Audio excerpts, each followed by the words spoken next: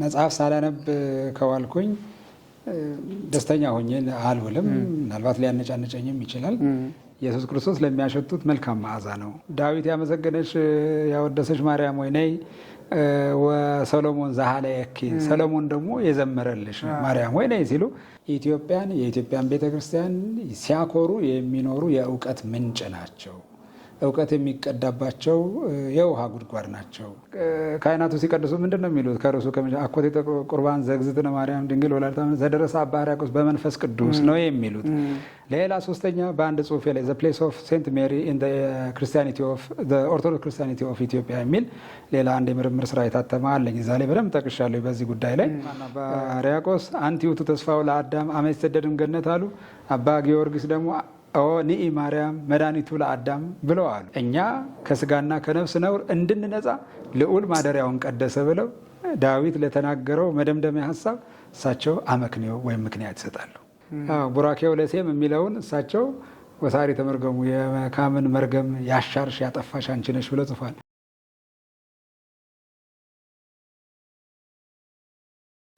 ሰላም ጤና ይስጥልኝ። የሀሰሳ ሚዲያ ተከታታዮቻችን፣ እንግዲህ ሚዲያችን በተለያየ ጉዳይ ላይ በተለይ መጽሐፍት ላይ የታሪካዊና ሃይማኖታዊ መጽሐፍት ላይ ትኩረት አድርገን የተለያዩ ስራዎችን የምንሰራበት ነው።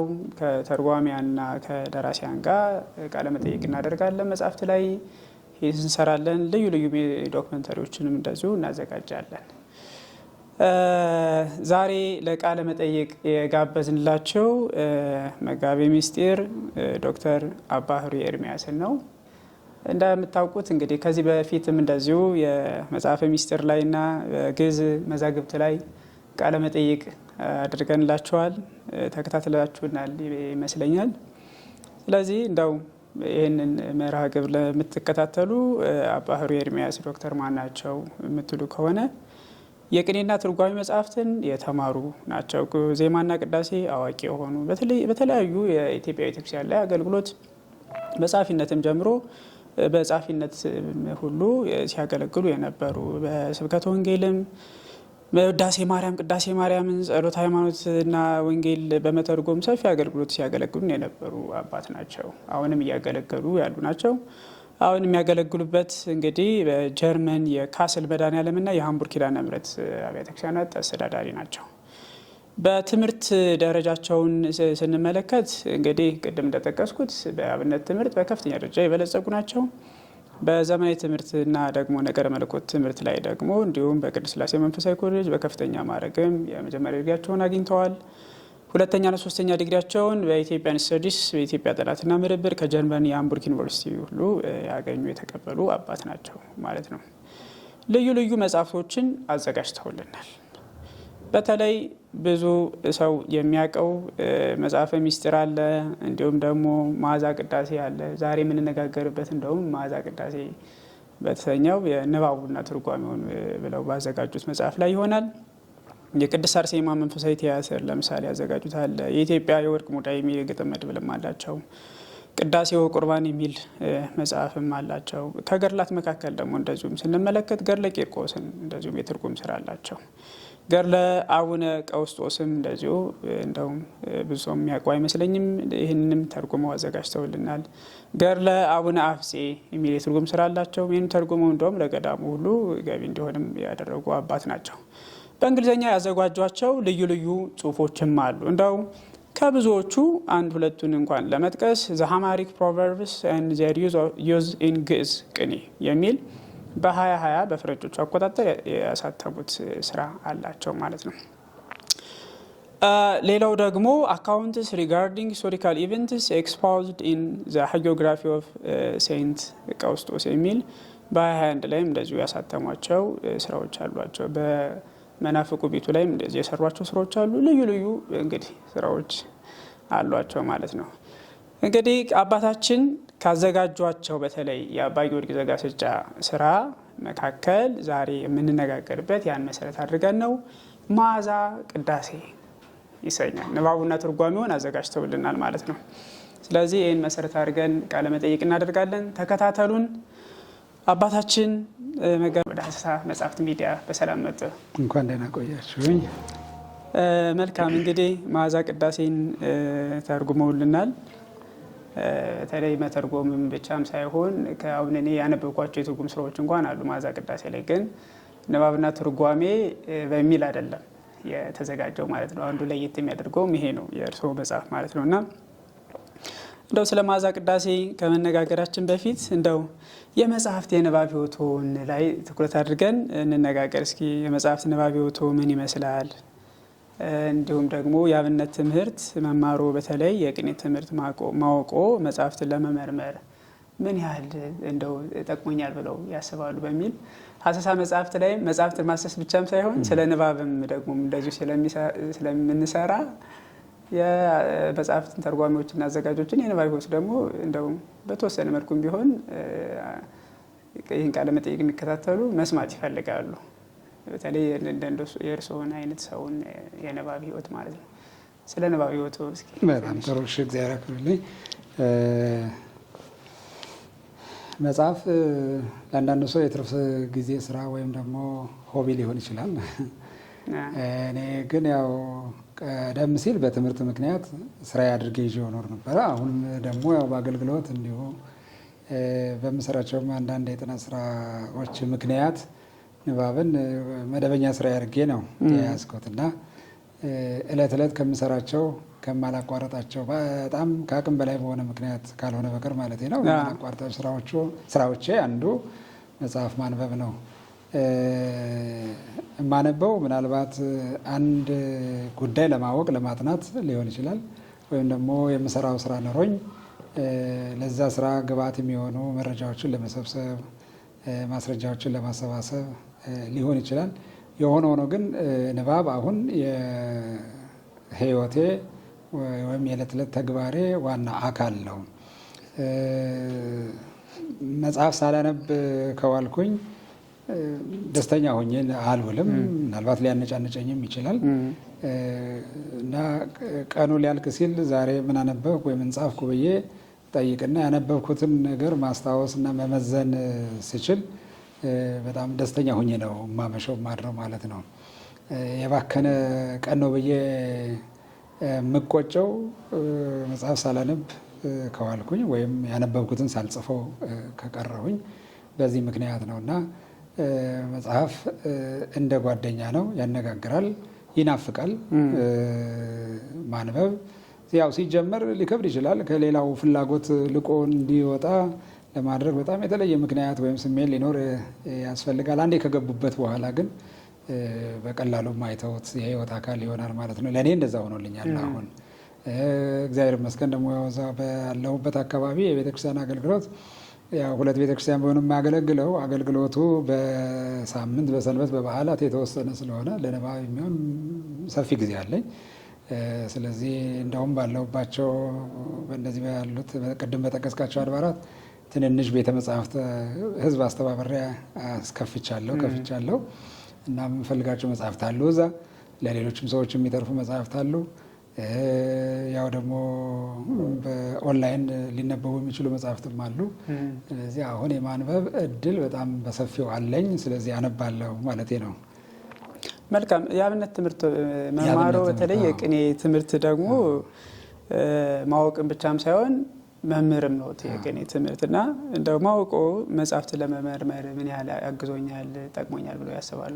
በጣም ጥሩ፣ ልክ ነው። ይሄ በጣም ጠቀሜታ አለው። ምክንያቱም ምንድነው አንዱ ቅኔ ተራ ግጥም እንዳይሆን ባለቅኔ መጽሐፍ አንብቦ ብዙ የመጽሐፍ ታሪክ ማወቅ መቻል አለበት።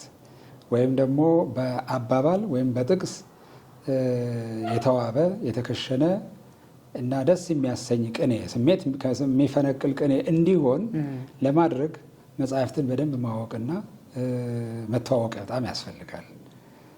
እንኳን መጽሐፍ ከመጽሐፍ የሚጠቀስ በሕዝብ የሚነገር ሀገራዊ አባባል እሱ ራሱ ቅድም የጠቀስከው አንዱ ጽሑፌ እዚህ ላይ ያተኮረው ነበር። ቅኔ ውስጥ ሲገባ በደንብ ዜማውን ጠብቆ ሚስጥሩን ጠብቆ ሲገባ እጥፍ ድርብ ይሆናል የቅኔው ውበት እና ተቀባይነቱ የሚሰጠው ደስታ ማለት መንፈሳዊ እርካታ። ስለዚህ ይህንን ለማግኘት ይህንን አቅም ለማግኘት ይህንን እንትን ለማግኘት ሲባል መጽሐፍን ማንበብ ግድ ይላል።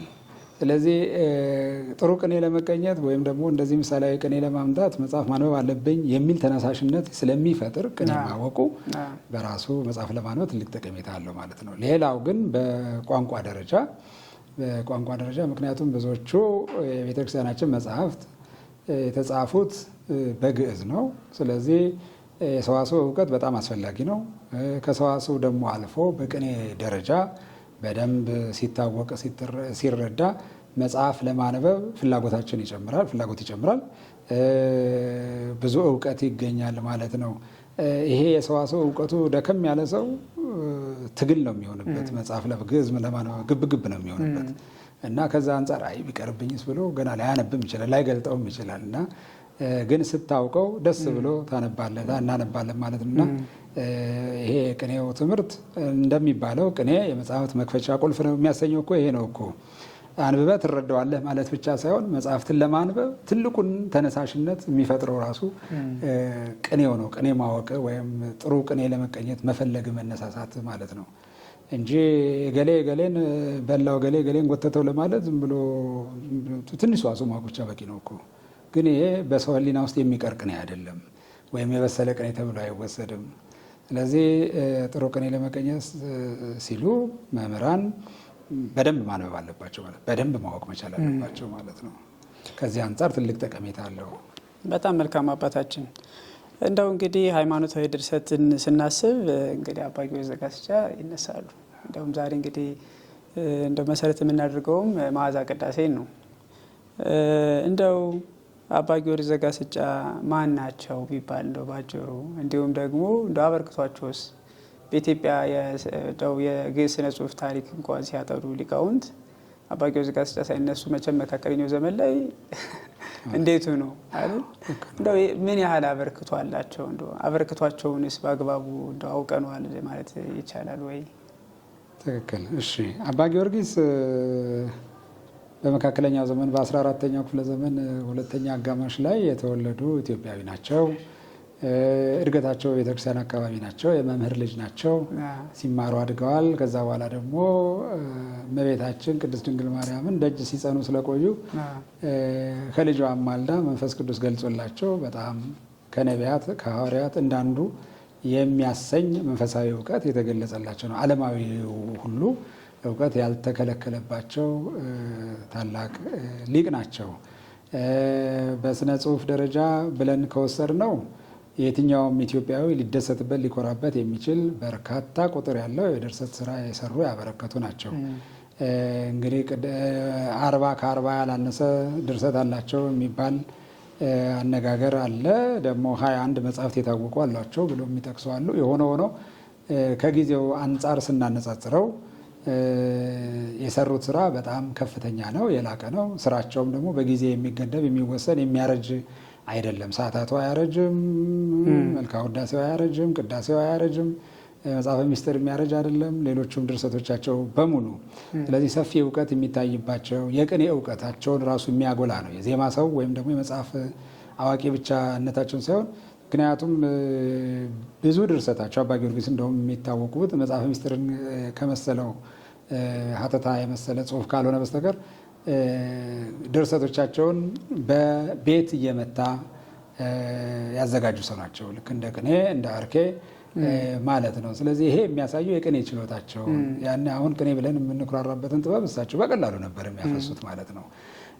ስለዚህ ከድርሰታቸው አንጻር አስተምረው ትውልድ ከማፍራታቸው አንጻር ከትውልድ ወደ ትውልድ የሚሸጋገር ስራ ይበቃዋል አረጀ የማይባል ስራ ከመስራታቸው አንጻር የኢትዮጵያን ቤተክርስቲያን ሲያኮሩ የሚኖሩ የእውቀት ምንጭ ናቸው። እውቀት የሚቀዳባቸው የውሃ ጉድጓድ ናቸው። የኢትዮጵያን ቤተክርስቲያንና የኢትዮጵያን ታሪክ አጉልቶ ለማሳየት የተተከሉ ትልቅ ፓውዛ ናቸው ብለን እንደው ብንናገር ማጋነን ያልሆነ አገላለጽ ነው ብዬ የማስበው። መልካም አባታችን። ስለዚህ ሰፊ የሆነ አበርክቶ አላቸው እኛ ቤተክርስቲያን።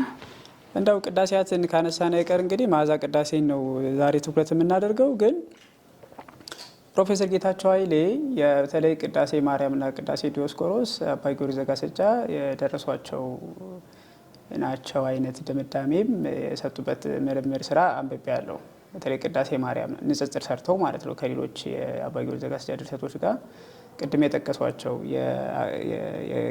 የቅኔ አጠቃቀማቸው ቃላት አጠቃቀም ጀምሮ ሌሎቹ ተመሳሳይ ሀረጎችንና ሌሎችን እያነሱ እንደዚህ አይነት ሀሳብ አላቸው። ያንን መሰረት አድርገው እነ ዶክተር መብራቱ ኪሮስ በቅዳሴያት ላይ ጥናት ያደረጉትም ወደ አባ ጊዮርጊስ ዘጋስጫ እንትን የማድረግ አለ። እንደው በትትና ነው የሚልም ሀሳቦች አሉ ከመዓዛ ቅዳሴ ውጭ ማለት ነው።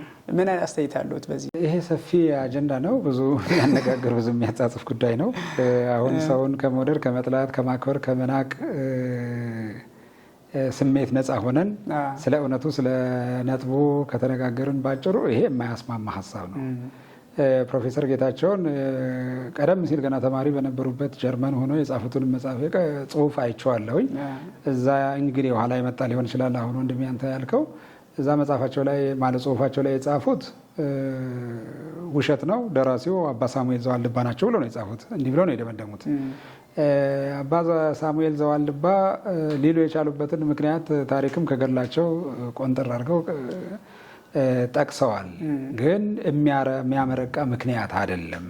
ምክንያቱም ዛሬ አንተ ቀድስ አለቻቸው እመቤታችን፣ ስለዚህ ገብተው ጎሳ ብለው ቀደሱ የሚል ነው እንዴ?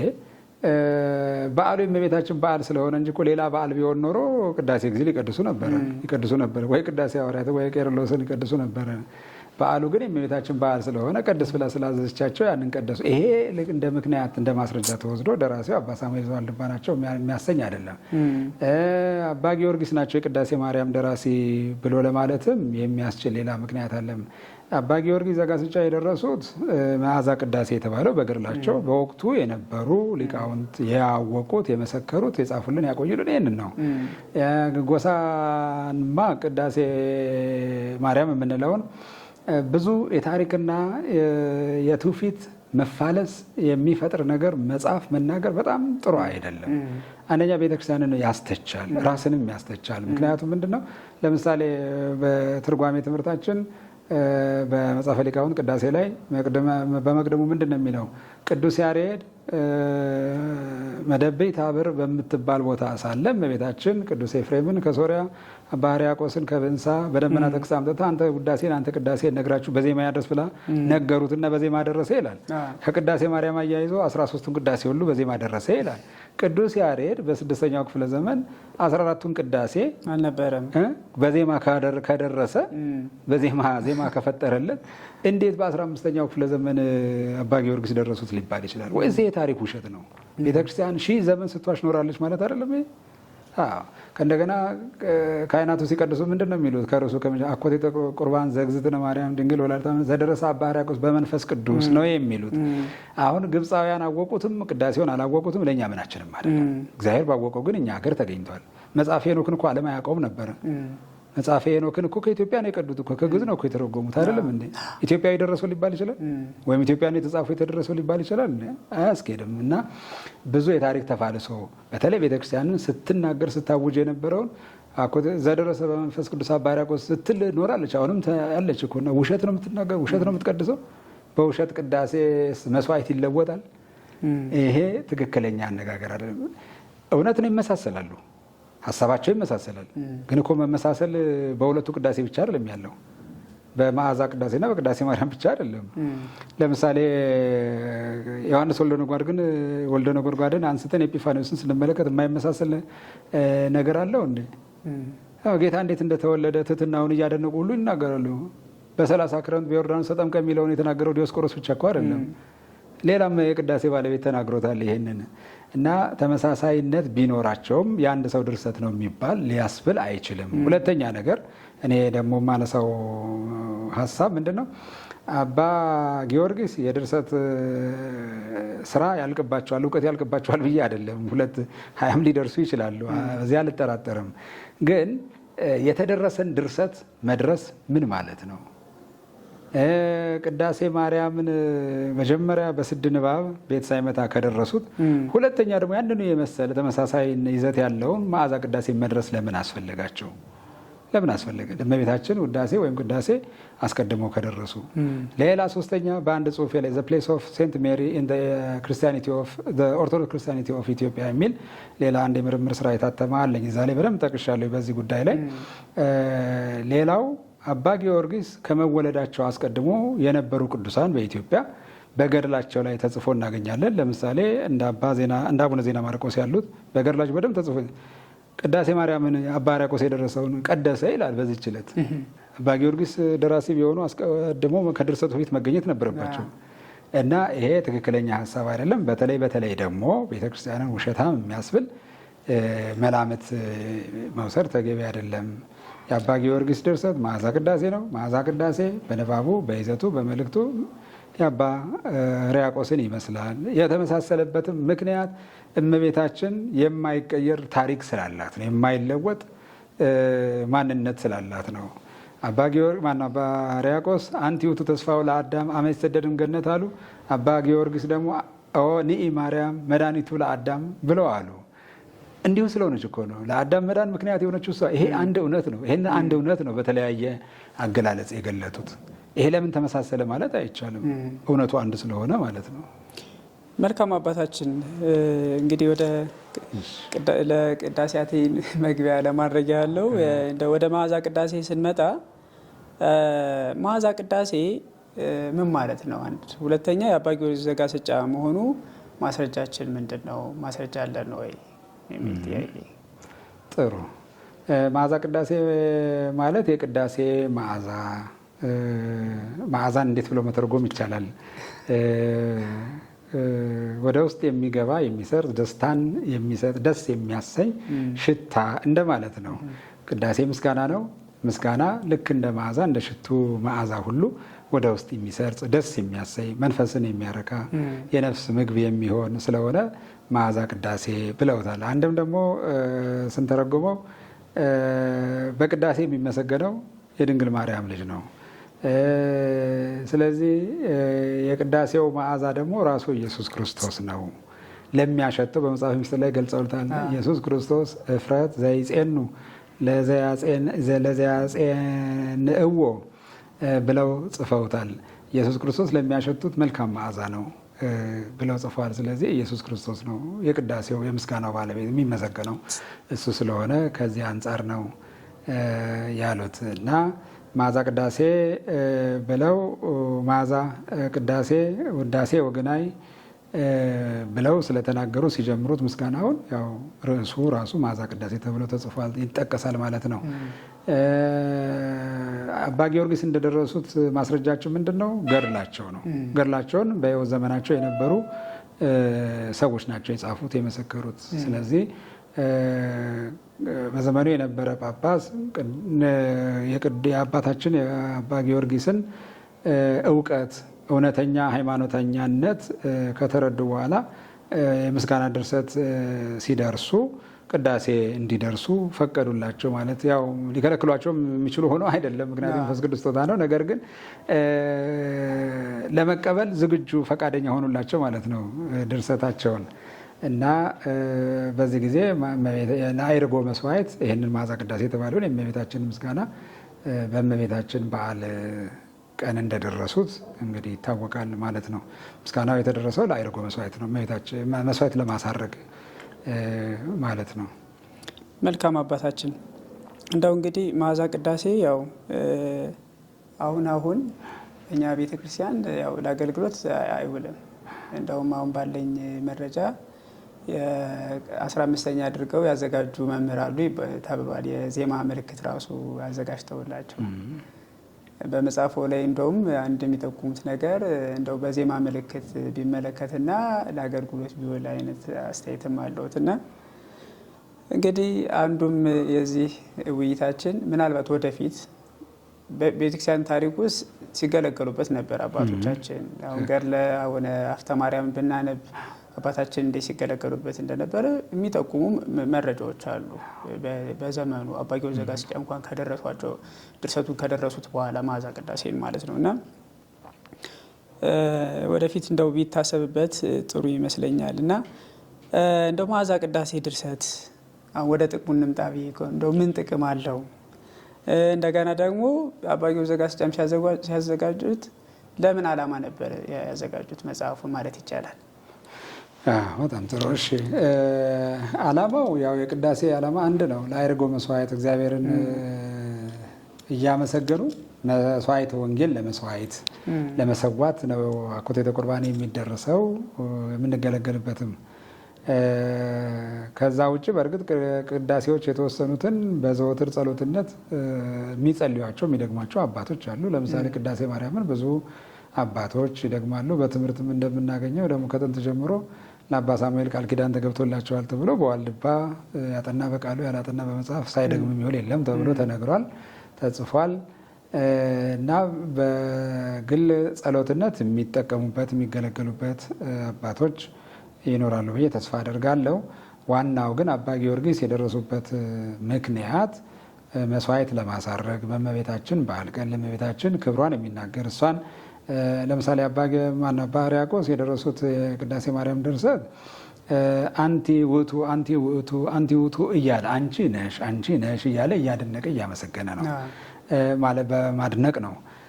አባ ጊዮርጊስ ደግሞ በዚህ በማዛ ቅዳሴ ላይ ይህንኑ ተመሳሳይ ሀሳብ ሲገልጹ የሚያቀርቡት የሚናገሩት ምንድን ነው? ንኢ ማርያም እያሉ ማርያም ሆይ ነይ ተገለጭልን፣ በክብር ባይ በስልጣን ተገለጭልን ማለት ነው። ልመናችንን ወደ ልጅሽ እንድታቀርቢ እንድትለመኝን በእናትነት እንድትጎበኝን ነይልን እያሉ ነው። ይህን ቅድም ያልነውን አባ ሕርያቆስ በስድ ንባብ የገለጹትን እሳቸው በግጥም መልኩ የሚያቀሩት። ስለዚህ ያኛው አድናቆት ነው፣ ምስጋና ነው። ይሄ ደግሞ ልመና ነው፣ ይለምናል። ሀዳፊ ነፍሱንም ስናየው እኔ ማርያም ኦ ማርያም እያሉ ነው እና ለዚህ ዓላማ ነው የደረሱት። ዋናው የቅዳሴ ድርሰት ዓላማውም ይሄ ስለሆነ ተልእኮ ማለት ነው። መልካም አባታችን፣ እንደው የመጽሐፉ ይዘት ላይ እንደው እናተኩርና እንደው ትኩረቱ ምን ላይ ነው? አሁን እንግዲህ ነገረ ክርስቶስ ነው፣ ነገረ ማርያም ነው፣ ወይም ደግሞ ስለ ቅዱስ ቁርባን ነው የሚናገረው፣ ወይም ሁሉንም አካቷል፣ ግን በሰፊው ደግሞ እዚህ ላይ ትኩረት አድርጓል ብለን መግለጽ እንችላለን? እንደው የመጽሐፉ ትኩረት ላይ ብንነጋገር እንችላለን። መጽሐፉ እንግዲህ ትንሽ የሚባል አይደለም፣ ብዙ ነው። እንደ ሌሎቹ አኮቴተ ቁርባን መካከለኛ ይዘት ያለው ነው። በነጥብ ደረጃ ወይም በሀሳብ ደረጃ ከወሰድ ነው በዋነኝነት የተገለጹት የተዳሰሱት ነገረ ክርስቶስ፣ ነገረ ማርያምና ነገረ ቁርባን ወይም ስለ ስጋው ደሙ የሚናገሩ የሚያትቱ መልእክት ሀሳቦች ወይም ሀሳቦች ናቸው ያሉበት። አሁን ስለ እመቤታችን ከሚናገሩት ሀረጎች መካከል ለምሳሌ ቁጥር 21 ላይ ንኢ ማርያም መድኃኒቱ ለአዳም፣ የአዳም መድኃኒት እመቤታችን ለአዳም መዳን ምክንያት እንደሆነች የድህነት ምክንያት እንደሆነች በነገረ ማርያም አንኳር የሆነ ጉዳይ ነው። ይሄንን ይናገራል። ከእንደገና ደግሞ እመቤታችን ከሰማይ የወረደች ኃይል ናት ብለው በጥንት ዘመን ሮማውያን ወይም ካቶሊኮች ይሉ ነበር ይባላል። አሁን ግን አንልም እያሉ ነው እነሱ። በነገራችን ላይ ኧረ እንደዚህ ብለን አናውቅም ይላሉ። እና ከሰው ወገን የተወለደች ከአዳም ወገን የተወለደች ከቤተ ዳዊት የተወለደች መሆኗን ደግሞ ሲያጠይቁ ምን ይላሉ? ቁጥር 41 ላይ ንኢ ማርያም ወለተ ሐና ወኢያቄም። ያና የኢያቄም ኢያቄም እንግዲህ ትውልዱ ከነገደ ይሁዳ እንደሆነ ይታወቃል። ቤዛዊተ ኩሉ ዓለም መንበረ መለኮት ግሩም ብለው ጽፏል። ያው ከሐና ከኢያቄም የተወለደች የሰው ልጅ የሰው ወገን ስትሆን ነገር ግን ዓለሙ እንዲድንባት ምክንያት ሆና ለአምላክ ማደሪያነት የተመረጠች እንደሆነች ይናገራል። ከነገና እመቤታችን በነገረ ማርያም ትምህርት ውስጥ የእመቤታችንን ድንግልና ዘላለማዊ ድንግልና ለዛውም አንድ አይደለም ሁለት ድንግልና ብለን በመጽሐፍ 3 ድንግልና የምንለው አለ አይደለም። ስለዚህ ይህንን ደግሞ የሚናገር የሚገልጥ ደግሞ ቁጥር 48 ላይ የተጻፈ አለ የተነገረ ቃል ኒ ሀቤ ኦ ድንግል በክሌ ማርያም የሚል ሀሳብ አለ። ድንግል በክሌ በስጋም በነፍስም ድንግል ናት የሚለውን በነገረ ማርያም ውስጥ ትኩረት የሚሰጠውን ትምህርት ይናገራል፣ ይገልጻል። የማን እናት ናት? ከእናቶች መካከል እንዳንዷ ናት እንዳንል ደግሞ እንዳናስመስል ቁጥር 79 ላይ እንዲህ ሲሉ ገልጿል። ወካዕበ ናስተበቅዓ ለእመ ሕይወተ ጽድቅ፣ የጽድቅ ሕይወት እናት እንለምናት እንማልዳት ሲሉ ጽፈዋል። ይሄ ያው ነገረ ክርስቶስንም ይገልጻል። ግን ደግሞ የበለጠ እመቤታችን የሩቅ ብእሲ እናት አይደለችም። የወለደችው ሕይወት ነው፣ የጽድቅ ሕይወት ነው። የጽድቅ ሕይወት የተባለ ኢየሱስ ክርስቶስ ነው። ስለዚህ የእሱ እናት ናት እያሉ የአምላክ እናት እንደሆነች የሚናገር ቃል አለበት ማለት ነው። ይህን የመሰለ ብዙ ነው። ሰማይ ዘአስረቀት ፀሐይ ብለው መስለዋታል። ፀሐይን ያወጣች ወይም ያሳየች ሰማይ፣ ገራይት ዘፈረየ ስርናየ ስንዴን ያስገኘች ገራይት እርሻ፣ ከእንደገና ለዝንቱ ህብስት አንቲ መሶቡ። እንግዲህ ዘላለማዊት የሚገኝበት የክርስቶስ ስጋና ደም ነው።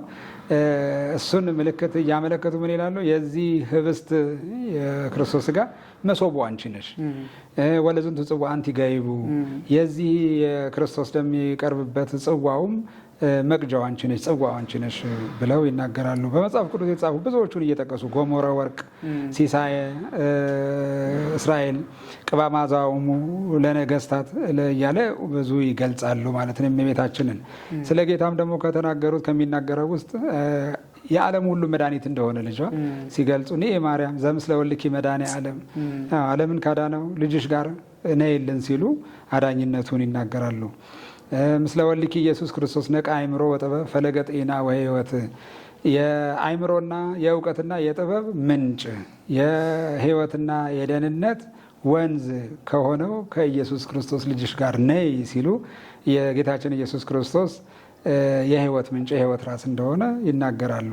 ሰማያዊ ንጉሥ እንደሆነ ሲገልጽ ደግሞ ቁጥር 40 ላይ ምን ብለዋል? ሀበቧ ቦቱ ሰማያዊ ንጉሥ ወልኪ እግዚአ ኩሉ አምላካ ማልክት፣ ሰማያዊ ንጉሥ ከሆነው ልጅሽ ወደ ገባበት የሁሉ ጌታ የአማልክት አምላክ ከሆነው ብለው ወልድ ፍጡር ያሉትን አርዮሳውያንን ሁሉ የሚነቅፍ የሚያሳፍር የነገረ ክርስቶስ ትምህርት የሚንጸባረቅበት ነው። ቀዳማዊነቱን ዳህራዊነቱን ሲገልጹ ደግሞ ህልውቱም ቅድመ ዓለም ሳይፈጠር አስቀድሞ የነበረ ነው። ወይ ህሉ አዲ እስከ ለዓለመ ዓለም ለዘላለም ይኖራል። ጽርሐ መንግስቱ ግሩም ወአበየ ሰባቲሁ ዘኢይተረጎም፣ የመንግስቱ አዳራሽ ድንቅ ነው የሚያስፈራ ነው። የልዕልናው የጌትነቱ ልዕልና ደግሞ ከፍ ያለ ነው እያሉ የማይመረመር ነው እያሉ ስለ ጌታም በነገረ ክርስቶስ የሚሰጠውን ትምህርት ጠቅለው እንደው ባጭሩ ሁሉ ገልጸውበታል ማለት ነው። ስለ ስጋና ደም ንጹህ ክቡር እያሉ ይገልጹታል። ደግሞ ደጋግሞ ደግሞ ንጹህ ክቡር መሆን ብቻ አይደለም። ልክ እስራኤላውያን በምድረ በዳ በልተው እንደሞቱት መና ይምሰላችሁ ብሎ ጌታ በወንጌል ያስተማረውን የሚያድን ነው ሕይወት የሚሰጥ ነው ብሎ ያስተማረውን ደግሞ እሳቸው በአጭር ቃል ምን ይሉታል? ወመበየዞ ኩሉ ዓለም ሰው ሁሉ ድህነትን የሚያገኝበት ነው፣ ሕይወትን የሚያገኝበት ነው ብለው ይገልጹታል። በመጨረሻ የሚሰዋውንም ካህኑን የሚቀበሉትን ምእመናንም ሲመክሩ የስጋውን ደሙን ክብሩን ሰማያዊነቱን ሕይወትነቱን ሲያጠይቅ ምን ይላል? ኦ ሰዋይ ዘትሰውኦ ለዝንቱ፣ ይህንን መስዋዕት የምትሰዋው ካህን ሆይ፣ ኦ ብእሲ ዘትትሜጠኦ ለዝንቱ፣ ይህንን ህብስት የምትቀበለው ምእመን ሆይ፣ አይምር ወለቡ ከመ እሳተ መለኮት ውእቱ፣ ስታየው እንደ ተራ ህብስት እንዳይመስል ይህ የመለኮት እሳት ነው፣ መለኮታዊ እሳት ነው። ዚያዊ ሶከ ኃጢአት፣ የኃጢአትን እሾክ የሚያቃጥል ወያህየዎሙ ለእለ ያአምንዎ፣ አምነው ለሚቀበሉት ደግሞ ሕይወትን የሚሰጥ እንደሆነ አይምር እወቅ እያሉ የሚሰዋውን ካህኑን የሚቀበለው ምእመኑንም እየመከሩ እየገሰጹ እያስጠነቀቁ ስለ ስጋው ደግሞ ክብርና ወይም ደግሞ ሚስጥረ ቁርባን የምንለውን በደንብ አምልተው አስፍተው ይናገሩበታል።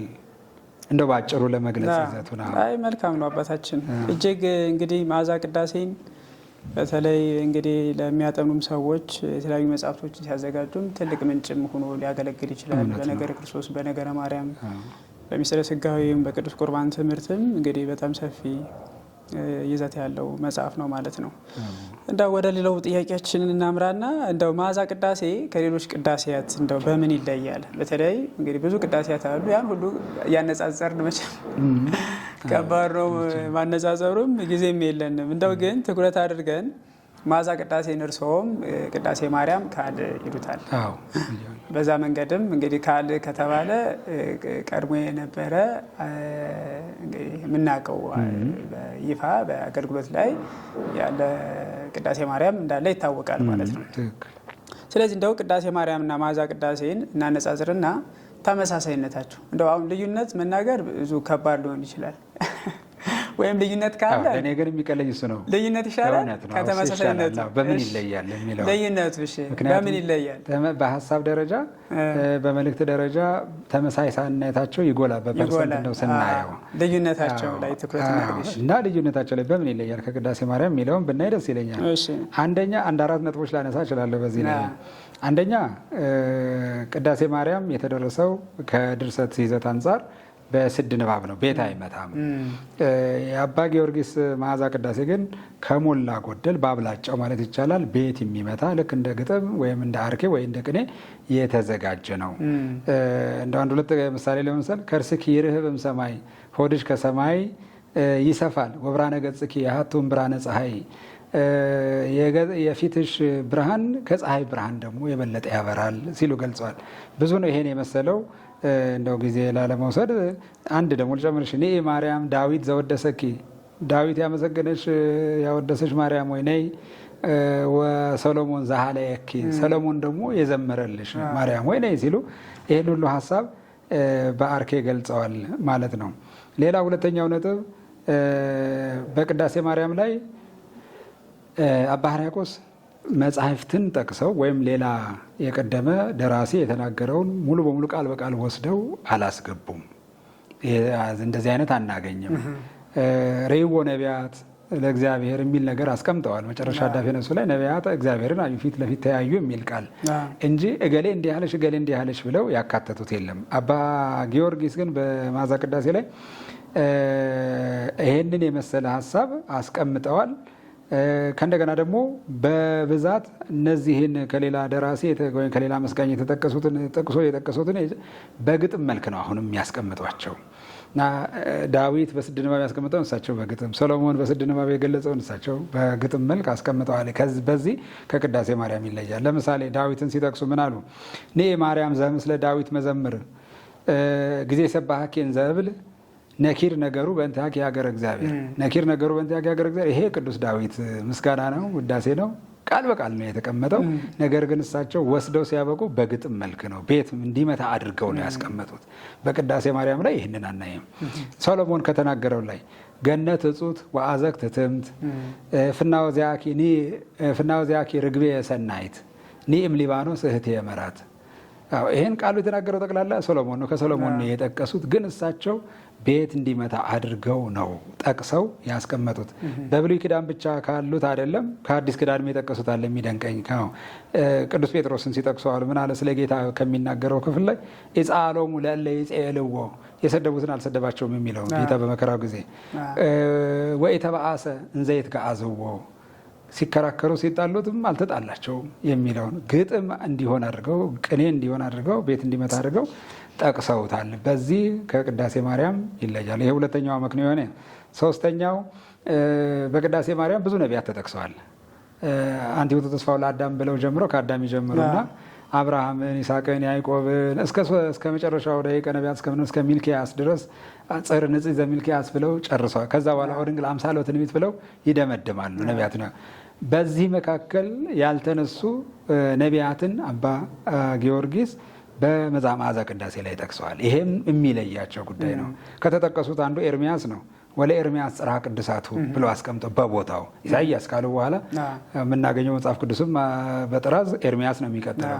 ኤርሚያስን አስቀምጠዋል። ዘካርያስ ትልቅ ነቢይ ነበረ። በአባ ሕርያቆስ አልታሰበም ወይም አልተጠቀሱሳቸው ጠቅሰውታል። አራተኛው ይለያል ብዬ የማቀርበው ምክንያት ደግሞ የብሉይ ኪዳን ብቻ ነው አባ ሕርያቆስ የጠቀሰው። በሐዲስ ኪዳን የነበሩትን የሐዋርያትን ትምህርትና ተጋድሎ የሚያሳስብ የሚያስታውስ እንዲሁ አምሳለ ዘነቢያት ሞገሶሙ ለሐዋርያት ብሎ ከማለታቸው በስተቀር የጴጥሮስ እገሌ እንትኑ የጳውሎስ እንትኑ ብለው አልጠቀሰም። አባ ጊዮርጊስ ግን ነቢያት ተጠቅሰው እንዴት ይቆማል? የኛ ቤተክርስቲያን ነቢያትንም ሐዋርያትንም ሁለት ምሰሶ አድርጋ ነው የቆመችው ብለው እሳቸው ሁሉንም ሐዋርያትን በአጠቃላይ ጠቅሰዋል። ከሰባ አርድእትም ጠቅሰዋል። ንኢ ማርያም መራሒተ ስልጣኑ ለጴጥሮስ ወደብተራ ስሙ ለጳውሎስ ወአለባዊተ ራእዩ ለዮሐንስ አቡ ቀለምሲስ ብለው ቁጥር 42 ላይ የተጻፈውን ቤት እንዲመታ አድርገው የአዲስ ኪዳን ሐዋርያትንም እንዲህ አድርገው ጠቅሰዋል። እመቤታችንን እየመሰሉ ማለት ነው። የጴጥሮስ ቁልፍ የእመቤታችን ምሳሌ ናት፣ ቁልፉ አንቺ ነሽ እያሉ ማለት ነው። ሌላው ድርሰታቸው መዓዛ ቅዳሴ ለመጽሐፍ ቅዱስ ንባባት አመክንዮ ይሰጣል። አሁን የዳዊትን መዝሙር ስንመለከት ለምሳሌ እኔ የሚያስኩት ማስታወሻ አለ። ቀደሰ ማኅደረ ልዑል ስለእመቤታችን ከተናገረው ምክንያቱም ግን አላስቀመጠም። ቀደሰ ማኅደረ ልዑል ልዑል ማደሪያውን ቀደሰ ይልና ለምን እንደቀደሰ አላስቀመጠም አለ። እሳቸው ያን የቀረውን ይሞላሉ፣ አመክንዮ ይሰጣሉ። ምን ይላሉ? ቁጥር 31 ላይ ቀደሰ ማኅደረ ልዑል ከመንህነ እንትቀደስ እምነውረ ስጋ ወነፍስ ቤት እንዲመታ አድርገው ማለት ነው። እኛ ከስጋና ከነፍስ ነውር እንድንነጻ ልዑል ማደሪያውን ቀደሰ ብለው ዳዊት ለተናገረው መደምደሚያ ሀሳብ እሳቸው አመክንዮ ወይም ምክንያት ይሰጣሉ። ለምን ቀደሰ? መልሱ እሳቸው ጋር ይገኛል ማለት ነው። ሌላው ትርጉም ይሰጣሉ። ይሄ በመጽሐፈ ምስጢራቸው ወይ በሌሎች ድርሰታቸው ሙሉ የሚንጸባረቅ ነው፣ የሚታይ ነው። ሌሎች መጽሐፍት ላይም አለ። በእውነቱ የእሳቸው ብቻ ነው ማለት አይቻልም። ነገር ግን በቅዳሴ ማርያም ላይ አይታይም እንደዚህ መተርጎማቸው ማለት ነው። ንባቡን ምን አሉት? ወመዓዛ አፉኪ ከመ ኮል ዘየጼኑም ኩሉ አፈው የአፍሽ መዓዛ ከሽቶዎች ሁሉ ይልቅ እንደሚሸት እንደ ኮል ወይን ነው ይላሉ።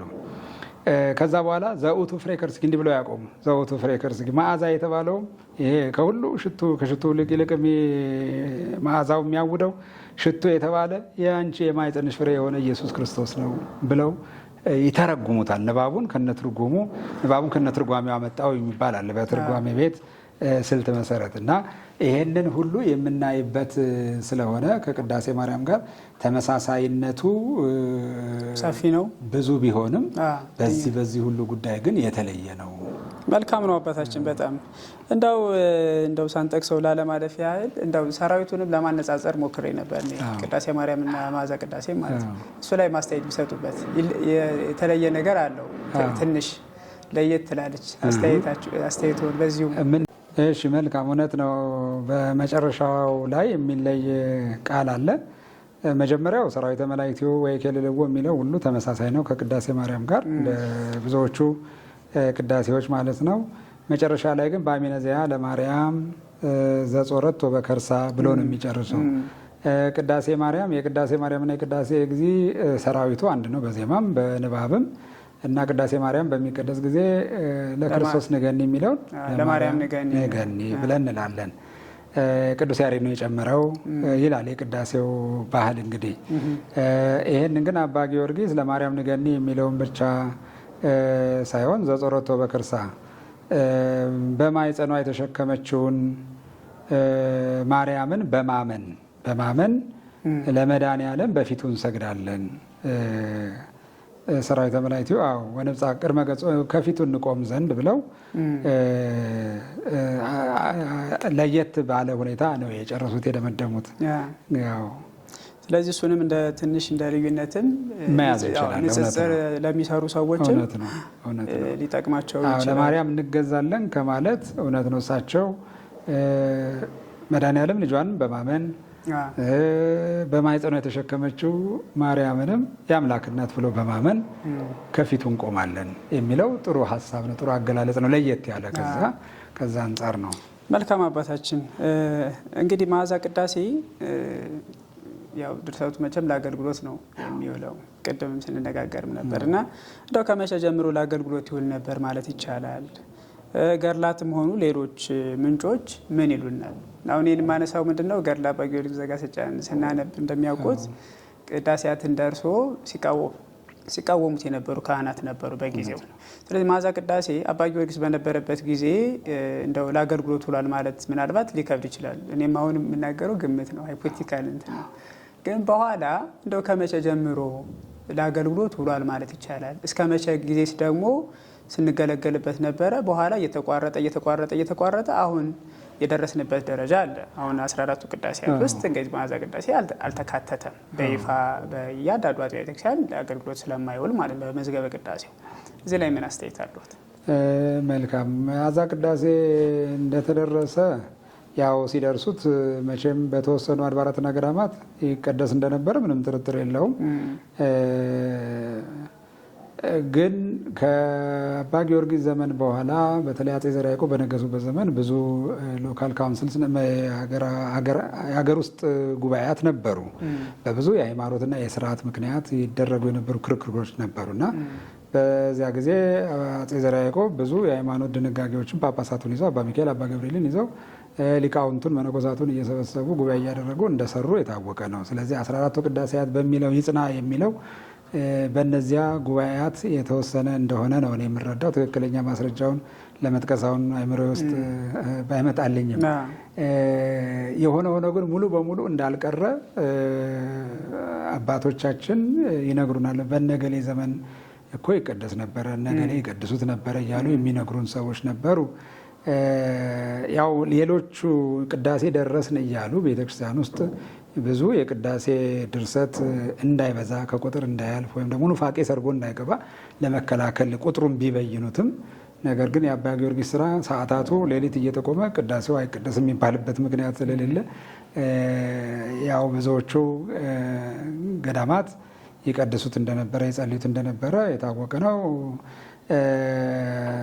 በእኔም ጊዜ ራሱ እኔ አሁን ልጅ ማለት ቲሳ በነበርኩበት ዘመን አስታውሳለሁኝ ብፁዕ አቡነ ተክለ ሃይማኖት ይባሉ የነበሩ ያረፉ አባት አሉ። ባሌ ሊቀ ጳጳስ የነበሩ ከአቡነ ቀውስጦስ ጋር በወራ ጽጌ ወደ ቲሳ ገዳም ደጋግሞ ወጥተው ቢያንስ 2 ጊዜ ሲቀድሱት መስማቴን አልዘነጋመችም ቢሆን እና በትንሽ መጽሐፍ ጽፈው ይዘው ለጸሎት ሁሉ እንደሚጠቀሙበት ነግረውናል ያን ጊዜና እነሱ የሚሉት ምንድን ነው እንግዲህ በእድሜ ከኛ ብዙ የሚቀድሙ አባቶች ናቸው። እነሱም ከነሱ ፊት ከነበሩ አባቶች እንዲሁ የሚጸልዩት የሚቀድሱት እንደነበሩ እንደሚያውቁ ነው የነገሩን እና እንደውም ዛሬ ጠዋት የደረሰኝ ነው ወንድማችን ኤልያስ ልኮልኝ ከ2 ዓመት በፊት ቀጨኔ መድኃኔዓለም በወርኃ ጽጌ የተቀደሰ መዓዛ ቅዳሴ የሚል ዜና ወይም ድምጽ ምሉ ሰማሁኝ አየሁኝ። በጣም ነው ደስ ያለኝ እና አሁንም እኔም በመጽሐፌ መግቢያ ላይ ጠቁም ያለውኝ በእውነት ምንም የሚወጣለት ድርሰት አይደለም። ከእንደገና ደግሞ ቅድም እንዳልኩት ሰዓታቱን ተቀብሎ ቅዳሴውን አይ ብሎ ማለት ስጋውን በልቶ መረቁን አልፈልግም፣ መረቁን ጠጥቶ ስጋውን አልፈልግም እንደማለት ነው ለእኔ የሚሰማኝና ቤተክርስቲያኒቱ በአዋጅ ፈቅዳ በሁሉም አድባራት በሁሉም ገዳማት ከቅዳሴ ማርያም ጋር አብሮ ተራ ገብቶ የሚቀደስ ቢሆን ደስ የሚያሰኝ ነው። የራስ ሀብት መቼም ለቅዳሴ ማርያም አነስ ያለ ትኩረት ለመስጠት አይደለም ወይም ዝቅ ለማድረግም አይደለም። ነገር ግን በዛም እመቤታችን ትወደሳለች፣ እግዚአብሔር ይመሰገናል። በዚህም እመቤታችን ትወደሳለች፣ ልጇ ይመሰገናል። ከዛ ያልተነገረ እዚህ የተነገረ፣ ከዚህ ያልተነገረ ከዛ ያልተነገረ ስላለ እያፈራረቁ መቀደሱ ደስ ያሰኛል። በዚያም ላይ ደግሞ ኢትዮጵያዊ ሊቅ ወይም ቅዱስ የደረሰው ሲባል እኮ የሚሰጠው የሞራል ከፍታ አለ፣ የሞራል ደስታ አለ። ምንም የላችሁም ለምንባል ሰዎች እንዴ ይሄ እኮ ነበር እናንተ የሌላችሁ ሲባል ትልቅ ክብርና ደስታ ስላለው ቢሆን ጥሩ ነው ባይነኝ። መልካም አባታችን፣ እንደው መዝገበ ቅዳሴው አሁን በይፋ የምንገለገልበት አለ። እዛ ላይ 15ኛ ተደርጎ የቤተ ክህነቱ አካላትን በይፋ አገልግሉበት ብለው ለአገልግሎት ቢውል ቢደረግ ጥሩ ነው። ትንሽም ደግሞ መጽሐፈ ግዕዝ ሳይሆን ትንሽ ከለስ ማድረግ ነው። አሁን ቅዳሴ ማርያም የሚያዘውን ወይ አዲ እያሉ ወይ ደግሞ በይፋ ደግሞ ለመዓዛ ቅዳሴም እየሰጡ ትንሽ ከለስ አድርጎ ለአገልግሎት ቢዋል በጣም ጥሩ ይመስለኛል። ትክክል ነው። ወደ ሌላው ጥያቄያችን ስናልፍ እንደው ለመዓዛ ቅዳሴ እርስዎ ንባብ ብቻ አይደለም ትርጓሜም አዘጋጅተውለታል እና ለምንድነው ለመዓዛ ቅዳሴ መጽሐፍ ትርጓሜ አንደኛ ማዘጋጀት ምን ጥቅም አለው? ሁለተኛ እንደው የመዓዛ ቅዳሴ መጽሐፍ ትርጓሜን ሲያዘጋጁ ምንጮች ተደርገው የተጠቀሟቸው ምንድን ናቸው? ለትርጓሜው መዳበር ማለት ነው። በጣም ጥሩ። ለመተርጎም ያነሳሳኝ ለአባታችን ለአቡነ ጊዮርጊስ ያለኝ ትልቅ አክብሮትና ፍቅር ነው። አንዱ እውነት ለመናገር ስራቸው በደንብ ጎልቶ ደምቆ መታየት መታወቅ አገልግሎት ላይ መዋል አለበት የሚል ነው። ብዙውን ድርሰቶቻቸውን እየተጠቀምንበት እየጸለይ ነው እየተገለገልንበት በስጋ በነፍስ እየተጠቀምንበት እንደው ይሄ ለምን ይቀራል የሚል ነው። ሁለተኛ እንደሚታወቀው በሊቃውንት ትምህርት ውስጥ 14ቱ ቅዳሴያት ትርጓሜ ተሰርቶላቸዋል፣ ይጠናሉ። ትምህርተ ዋቱ ኪዳኑ ይገኛል እና ይሄ ቅዳሴም እንደው ቤተክርስቲያን መቀበሏ አይቀርም። በሆነ ጊዜ እውቅና ሰጥታ በደንብ ታስተዋውቀዋለች ብዬ ተስፋ አደርጋለሁ። ስለዚህ ንባቡ ከቅዳሴ ማርያም የሚለይበት ብዙ ተጨማሪ ሀሳብ ያለበት የሚያስተምር የሚያሳውቅ ስለሆነ ብዙ ሀተታ ሊደረግበት የሚችል ስለሆነ 15ኛው ቅዳሴ ተብሎ እንደሚቆጠር በማመን ተስፋ በማድረግ ነው እኔ አንድምታ ያዘጋጀሁለት። አንዳንዱ እና ምንጩ ምንድን ነው? ራሳቸው ጻድቁ በዚህ ድርሰት ውስጥ የጠቀሷቸው ታሪኮች ከየት ነው የሚመዘዙት የሚለውን ተከትዬ ሄጄ እነዛን መጽሐፍት ለምስክርነት የግድ ማየትም መጥቀስም አለብኝ። ለምሳሌ አሁን ካም ከአባቱ ጋር አባቱን እንዳስቀየምና እንደተረገመ ልጁ እንደተረገመበት ብቻ ነው የምናውቀው። ወሰአሪ ተመርገሙ ለካም ብለው ጽፈዋል እሳቸው። ቡራኬው ለሴም የሚለውን እሳቸው ወሰአሪ ተመርገሙ የካምን መርገም ያሻርሽ ያጠፋሽ አንቺ ነሽ ብለው ጽፏል። ለምንድን ነው እንዲህ ያሉት? ካም ታርቆ ነበረ? እርግማኑ ተነስቶለት ነበረ? ወይስ ሌላ ምንድን ነው የሚለውን ያንን ተከትሎ ለማየት የግድ ወደ መጽሐፈ ኩፋሌ ላይ መሄድ ያስፈልጋል። ወደ ሌሎች ትርጓሜ መሄድ ያስፈልጋል እና ከዚህ አንጻር ትርጓሜ ቢዘጋጅለት የበለጠ የሃይማኖት እውቀትን የመጽሐፍ ቅዱስ እውቀትን የሚያጎለበት ነው እና እኔ በምንጭነት ከ30 በላይ መጽሐፍት ያው የተጠቀሰ ይመስለኛል ጠቅሻለሁኝ። ወደ ዲድስቅልያ የሚያስኬዳለ፣ አክሲማሮስ የሚያስኬዳለ፣ ሃይማኖተ አበው አለ፣ መጽሐፍ ቅዱስ ብሉይ አዲሱ እንዳለ ነው። ከአዋልድ መጽሐፍት ገድላቱ አሉ የሚጠቀሱ እዚህ ውስጥ ሁሉ። የሐዋርያት ገድል እዚህ ውስጥ መጠቀስ አለበት። ምክንያቱም የሐዋርያትን ተጋድሎ ትሩፋት ምሳሌ እያደረጉ ለእመቤታችን ስላመሰገኑ። ምዕራውተ ገነቱ ለጴጥሮስ ምን ማለት ነው? ደብተራው ለጳውሎስ ምን ማለት ነው? ቅዱስ ያሬድም ይህም ብሎታል በእርግጥ እና ያንን እውቀት ለማወቅ ወይም ሀሳብ ለመረዳት የግድ ወደ ገድለ ሐዋርያት ዜና ሐዋርያት መሄድ አስፈላጊ ነው። እነዚህን ተጠቅሜ መጽሐፍት ቅዱሳትን ተጠቅሜ ነው ያዘጋጀኋቸው ማለት ነው። በምንጭነት የጠቀምኳቸው እነዚህ ናቸው። ያው ብዙ ናቸው ጠቅሻቸዋለሁ። በጣም መልካም አባታችን። እንግዲህ ወደ መጨረሻው እንምጣና አሁን ሌሎቹ ቅዳሴያት ስንመለከት ትርጓሜ ቀድመው የተዘጋጁ ናቸው። የመዓዛ ቅዳሴ ትርጓሜ ቀድሞ የነበረ ነው ወይስ ደግሞ በአዲስ መልክ እርስዎ ያዘጋጁት ነው የሚል ጥያቄውን ቢነሳ ምን መልስ አለዎት? አይ ቀድሞ ትርጓሜ የተዘጋጀለት ማለት አይቻልም። የለም አልነበረም። እኔ እስከማውቀው ድረስ አሁንም እርግጠኛ ነኝ። ምክንያቱም ጭራሽ እኮ ቅዳሴው መጽሐፈ ቅዳሴው አልገባም። ተስፋ ገብረስላሴ ያሳተሙት አንድ መጽሐፍ ላይ ብቻ ዘሩን ግዕዙን አግኝቼዋለሁ። በጣም የቆየ ነው ድሮ ነው እና ዘሩም አልነበረም። በሰው እጅ መች ነበርና ተሰራጨና ትርጓሜ ይዘጋጅ። ትርጓሜው አዲስ ነው። ያው ከአባቶች ከሊቃውን ሲወርድ ሲዋረድ የመጣውን የአተረጓጎም ስልት ስርዓት ጠብቄ ነው ትርጓሜውን ያዘጋጀሁለት። እንግዲህ ምናል መጽሐፉ ከታትሞ ከተሰራጨ በኋላ ይህን ከዚህ በፊት እኮ ዶክተር ሮዳስ መጋቤ ሐዲስ ዶክተር ሮዳስ መዓዛ ቅዳሴ ትርጓሜ አዘጋጅተው ነበረ። እንዴት እንደሆነ ይዘቱን አሁንም አላየሁትም መጽሐፉን ስላላገኘው የሚል ነገር ተነግሮኛል። የሆነ ሆኖ ሌቤሉ ይባላል በእኛ ልማድ። እንግዲህ መጋቤ ሐዲስ እንዲህ ብለው ተርጉመውታል፣ መጋቤ ምስጢር እንዲህ ብለው ተርጉመውታል ብሎ መያዝ ይቻላል እንጂ ቀድሞ የነበረ ትርጓሜ እኔ አላገኘሁምም የለምም። ይህን ያዘጋጀሁት በራሴ ነው። መልካም። የመጨረሻ ጥያቄ አንባቢያን እንደው መጽሐፉን በምን መንገድ እንዲያነቡ ይመክራሉ? በጣም ጥሩ። ማለት እንግዲህ ንባብ ብቻ አይደለም ትርጓሜም አለው። ትንሽ ከበድም ይላል።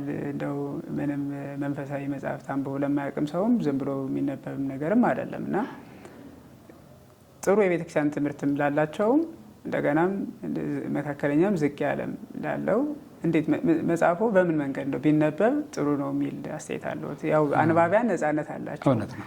ግን የእርስዎ ምክር እንስማ ብዬ ነው። ነጻነታቸው እንደተከበረ ነው። ግን መቼም እንደ አባትነቴ እግዚአብሔር ይነግሮሙ ለሕዝቡ በመጽሐፍ ይላል አይደለም ክቡር ዳዊት። መቼም የእግዚአብሔርን ቃልና ፈቃድ የምናውቀው በመጽሐፍት አንደበት ነው እና መጽሐፍትን ማንበብ መንፈሳዊ ግዴታችን ቢሆን ለሁላችንም እላለሁ። የመጀመሪያ ይህንን መጽሐፍ በተመለከተ ደግሞ እንዴት ማንበብ ይገባል? እውነት ነው ለጀማሪ ሊከብድ ይችላል። ግን ደግሞ ጀማሪዎች ላይረዱት ይችላሉ ብሎ ደግሞ ከደረጃ ዝቅ አድርጎ መጽሐፍ ደግሞ ተገቢ አይደለም። አማርኛውንም ቢሆን መርጬ በትርጓሜ መጽሐፍት የምንጠቀማቸውን የተጻፉትን ከዚህ በፊት እነሱን በተሻለ መንገድ አድርጌ ነው ለመጽሐፉ ክብር የሚሰጠው ያ ሲሆን ነው ብዬ ስለማምን እና ወጣኔው ሁልጊዜ ወጣኔ ሆኖ መኖር የለበትም። ማዕከላዊ መሆን አለበት የሆነ ጊዜ። ማዕከላዊውም ደግሞ ፍጹም የሚባለው ደረጃ አለ። ሶስተኛው ግን ወደ ላቀው ደረጃ ማደግ ደግሞ መቻል አለበት። ስለዚህ ምንድን ነው ለጊዜው የመጽሐፍ ንባብ ለጀመሩ ሰዎች በትንሹ አንብቦ ለመረዳት ቢሞክሩ፣ ሁሉንም በአንድ ጊዜ እንደ ልብ ወለድ አንብቤ ልጨርሰው በአንድ ሌሊት በሁለት ሌሊት የሚል ስሜት ውስጥ ሳይገቡ አንድም ገጽ ይሁን ሁለትም ገጽ ይሁን እያነበቡ እየተረጉ እያብላሉ ቢሄዱ፣ ማዕከላዊ ደረጃ የደረሱ ደግሞ ገፋ አድርገው አንብበው ሁለተኛ ደግሞ ተመልሰው እያነበቡት ለማጣጣም እና ለመረዳት እየሞከሩ በዚህ መልኩ ቢያነቡት፣ ከፍ ያለ የላቀ የንባብ ችሎታ ልምድ ያላቸው ግን እውነት ለመናገር ቢያንስ መጽሐፉ ልክ እንደ ቅዳሴ ማርያም በተለይ በጾሙ ፍልሰታ ጊዜ ልክ እንደ ቅዳሴ ማርያም የማድረስ የማንበብ የመስማት መንፈሳዊ ግዴታችን ስራችን ቢሆን ብዬ ስላሰብኩ በ14 ክፍል 14 ጉባኤ አድርጌ ነው የከፈልኩት። በ14 ክፍል ተከፍሏል። ስለዚህ በዛ በሱባኤያችን ወቅት መቼም መጽሐፍትን ከማንበብ ከመስማት ሌላ ስራ አይኖረንም። ቢያንስ በዛ ወቅት በየቀኑ አንዳንዱን ጉባኤ ማንበብ እንችላለን። ለምሳሌ ቅዳሴ ካለቀ በኋላ ሊሆን ይችላል፣ የእረፍት ሰዓት ነው፣ የሰርክ ጸሎት እስኪደርስ ወይ ሰዓታት እስኪደርስ ወይ ደግሞ ኪዳን አድርሰው ሲያበቁ የቅዳሴ ሰዓት እስኪደርስ ድረስ በቂ ጊዜ አለ። በዛ ሰዓት የዕለቱን ጉባኤ አንብቦ ቢኬድ ምናልባት በመጀመሪያ ንባባችን ቁልጭ ብሎ ላንረዳው እንችላለን ወይ ላይሰርጸን ይችላል። በሁለተኛ በሶስተኛው ንባባችን ግን እየተሻሻለ በደንብ እየተግባባን እየተዋወቅን እንሄዳለን እና በዚህ መልኩ ቢነበብ ጥሩ ነው። የትርጓሜ መጽሐፍት ትምህርት ላይ ያሉ ሰዎች ግን ልክ ሌላውን መጽሐፍ ለማንበብ እንደሚተጉድ ዘር አንብበው ዘር ሸምድደው ይዘው ትርጓሜውን እየሰሙ እያዳመጡ እንደሚሸመድዱት እንደሚያጠኑት ሁሉ እንደሚያብላሉት ሁሉ ይሄንንም የዛው የትምህርታቸው አካል አድርገው ቢያጠኑት፣ የሚሻሻል ካለም እንደው ቢያሻሽሉት፣ የሚቀነስ የበዛ የተትረፈረፈ ይሄ ሁሉ እኮ ነገር አያስፈልገው ነበር የሚሉትም ቢሆንም በራሳቸው መንገድ አድርገው ቢይዙት ጥሩ ነው እላለሁኝ። መልካም አባታችን በሀሰሳ መጽሐፍት ሚዲያ ላይ መጥተው መዓዛ ቅዳሴ ንባቡና ትርጓሜው መጽሐፍ ላይ መሰረት አድርገን ይህን የመሰለ ቃለ መጠይቅ ስለሰጡን በጣም እግዚአብሔር ይስጥልኝ፣ እግዚአብሔር ያክብርልን። እኔም ስለጋበዛችሁኝ እግዚአብሔር ይስጥልኝ፣ እግዚአብሔር ያክብርልኝ። ተመልካቾቻችን ከአባታችን አባ ህሩይ ኤርሚያስ ዶክተር ጋር ያደረግነው ቃለ መጠይቅ ይህን ይመስላል። መዓዛ ቅዳሴ ንባቡና ትርጓሜው እንግዲህ ገዝታችሁ እንድትጠቀሙ ነው ፍላጎታችን። የገጽ ብዛቱ 303 ነው። እንደተባለው 14 ክፍላት የተዋቀረ ነው ማለት ነው። እንዲሁም ደግሞ መዓዛ ቅዳሴ ንባቡና ትርጓሜው ብቻም ሳይሆን የመጀመሪያው ክፍል የጸሎት ሃይማኖት ንባቡም ትርጓሜውም አለው። እሱንም እንደውም በዚሁ መጽሐፍ ላይ አንዱ የምንጠቀመው ነገር ነው ማለት ነው። እንግዲህ 2014 ዓ.ም የተዘጋጀው እንድናነበው ነው። ቃለመጠየቁ እንግዲህ መነሳሻ ከሆናችሁ መጽሐፉን ገዝተን እንድናነብ በጣም ጥሩ ይመስለኛል። ለዛሬ ያዘጋጀነው መርሃ ግብራችንን በዚህ እንጨርሳለን። እግዚአብሔር ይስጥልን ስለተከታተላችሁልን። ወስብሐት ለእግዚአብሔር።